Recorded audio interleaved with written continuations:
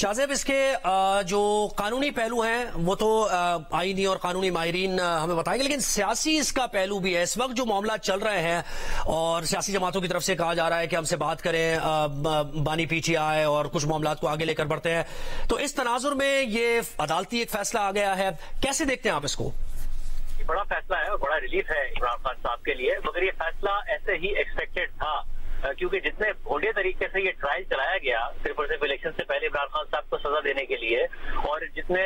भोंडे तरीके से ये सजाएं दी गई, तो उससे एक दफा फिर साबित हो रहा था जैसे पाकिस्तान की तारीख में करप्शन को एहतसाब के लिए नहीं बल्कि सियासी मकासद के लिए इस्तेमाल किया गया है, वहीं इस मामले को भी सियासी मकासद हासिल करने के लिए इस्तेमाल किया गया। पहले इमरान खान साहब ने इस साइफर को अपने सियासी मकासद हासिल करने के लिए इस्तेमाल किया, मुल्क की जो खारजा पॉलिसी थी उसको दांव पर लगा दिया, अमेरिका के साथ पाकिस्तान के ताल्लुकात पर सवाल उठ गया, पूरा एक बयानिया उन्होंने बनाया जो कि झूठ पर मबनी था, और उसके बाद इलेक्शन से पहले इस पूरे मामले को मैनेज करने के लिए और इमरान खान साहब को बिहाइंड बार्स रखने के लिए, सजा देने के लिए और ये तासुर देने के लिए कि वो 10 साल तक इलेक्शन से अगले इलेक्शन में भी और उससे अगले इलेक्शन में भी बाहर नहीं आएंगे, उनकी ताकत खत्म हो गई है। भोंडे तरीके से उन्हें सजाएं सुनाई गई, भोंडे तरीके से ट्रायल बढ़ाया गया, जज साहब ने जिस तरीके से जल्दी सजा सुनाई, इद्दत वाला केस तो खैर बनता ही नहीं था, उसने भी सजा सुनाई, मगर तोशा खाना और साइफर केस में ऑन मेरिट बहुत सारे सवाल थे जिनके जवाब इमरान खान साहब के पास नहीं थे, कि तोशा खाना में ना उनके पास कोई रसीद है, जो इल्जाम को दूसरों पर लगाते थे उससे कई गुना ज्यादा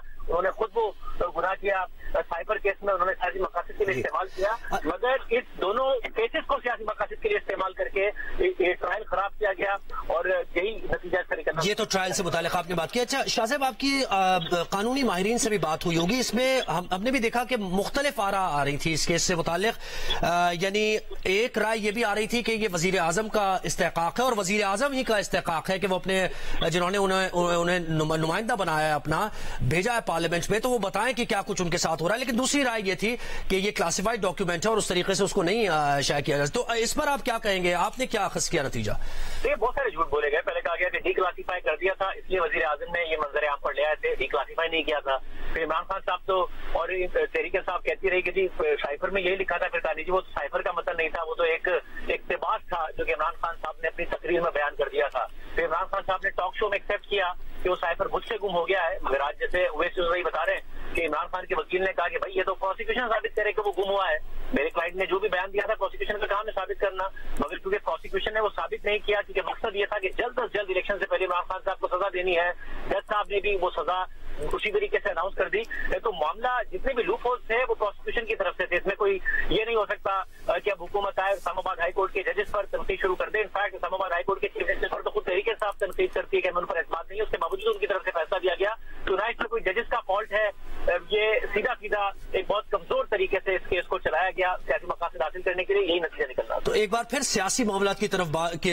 की बात करते हैं। इससे पहले भी आप देख रहे हैं कि बहुत ही हल्के अंदाज में, बहुत मोहताद अंदाज में तनकीद तो की जा रही है कैबिनेट मिनिस्टर्स की तरफ से,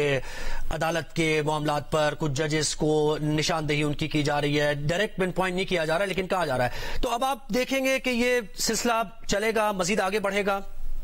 देखिए जाहिर है जजेस के हवाले से प्राइम मिनिस्टर ने भी एक बयान दिया था, उनका जवाब भी अदलिया की तरफ से आया। फिर 6 जजेस के जो का मामला है, हुकूमत जितना भी उन 6 जजेस को टारगेट करे, जस्टिस बाबर सत्तार साहब को टारगेट करे, जस्टिस हसन जल्ला साहब को टारगेट करने के हवाले की बात करे, मगर मामला यह है कि 6 जजेस की शिकायत को एड्रेस होना चाहिए। हुकूमत एक कैंपेन करके जजेस के खिलाफ इस तासुर को जाहिर नहीं कर सकती कि जजेस के खिलाफ प्रेशर है। ये जो आज फैसला आया है साइफर का, ये बात पूरी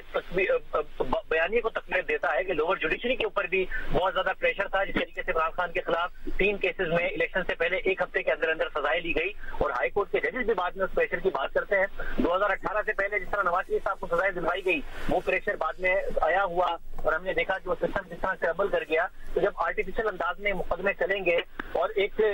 मेरिट पर केसेस को भी सियासी मकासद के लिए इस्तेमाल किया जाएगा, तो यही हमें नतीजा निकलेगा। फिर आप जजेस से शिकायत करते नजर आए कि जजेस बाईस हो रहे, इमरान खान साहब भी शिकायत करते थे, आपको याद होगा, जैसे काजी फैसला के खिलाफ तो रेफरेंस भी भेज दिया था, मौजूदा हुकूमत भी करती है। मगर जब केसेस ऐसे बनाए जाएंगे और ऐसे चलाए जाएंगे तो नतीजा यही निकलेगा, जजेस से क्या शिकायत करें। जी शाहजेब हमारे साथ ही रहिए। शाहजेब हमारे साथी हैं। शाहजेब,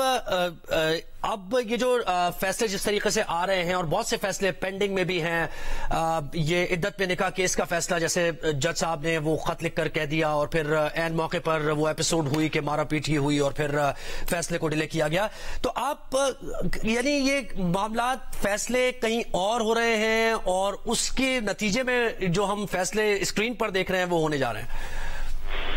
देखिए जी, जाहिर है जब किस तरीके से केसेस आए और फैसले आए उस वक्त भी ये बात हो रही थी और हमारी यही राय थी कि ये जो मामला है ये एक इलेक्शन से पहले इमरान खान साहब को सजाएं देने के लिए इस्तेमाल किया जा रहा है और इसका नतीजा कोई अच्छा नहीं निकलेगा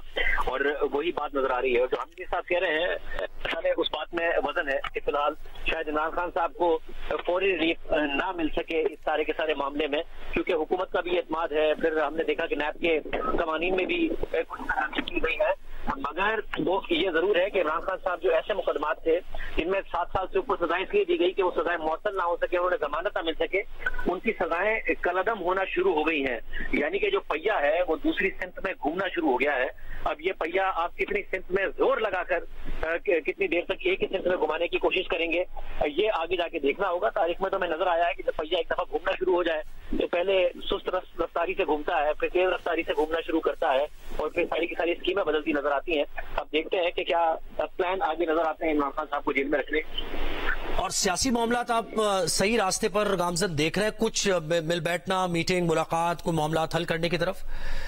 देखिए जी, अभी जहां तक सियासी मामला का ताल्लुक है तो इमरान खान साहब हीट बढ़ा रहे हैं एस्टैब्लिशमेंट से बात करने के लिए और ये बड़ा वाज़ेह है कि तहरीक साहब कितने भी दावे करे, इस वक्त जो ग्रीन सिग्नल है वो ऐसा नहीं है कि इमरान खान साहब की तरफ से नहीं मिल रहा है, वो एस्टैब्लिशमेंट की तरफ से नहीं मिल रहा है। खान साहब ने तो बारहा ख्वाहिश का इजहार किया है कि वो एस्टैब्लिशमेंट से मुज़ाकरात करना चाहते हैं, सियासी कुव्वतों से वो बात नहीं करते और ये तहरीक साहब का बयानिया गलत है कि वो सियासी कुव्वतों से इसलिए बात नहीं कर रहे हैं क्योंकि उन्होंने इनका मैंडेट चुराया है। खान साहब तो 2018 के इलेक्शन जीतने के बाद भी कहते थे मैं इनसे बात नहीं करूंगा, ये चोर डाकू है, मैं तो दहशतगर्दों से भी बात कर लूंगा, मैं तो जो सेपरेटिस्ट है उनसे भी बात कर लूंगा, मैं इनसे नहीं बात करूंगा क्योंकि ये चोर डाकू है। हालांकि उस वक्त मैंडेट चुराने का इल्जाम अपोजिशन पर नहीं था, इमरान खान साहब पर था और बाकायदा तौर पर जनरल फैज ने और जनरल बाजवा ने दूसरी जमातों का मैंडेट चुराकर इमरान खान साहब को वजीर आजम बनाया था, पूरी मेहनत करके इमरान खान साहब को वजीर आजम बनाया था। फिर इलेक्शन जो कुछ हुआ उसे असद उमर साहब मान चुके हैं, इलेक्शन के दिन जो कुछ हुआ उसे आरिफ अलवी साहब बतौर सदर साहबियों के सामने बैठ के मान चुके हैं कि हाजी हमारी बड़ी मदद की, जनरल बाजवा साहब ने, जनरल फैज हमीद ने, जुडिशरी की तरफ से बहुत मदद मिली।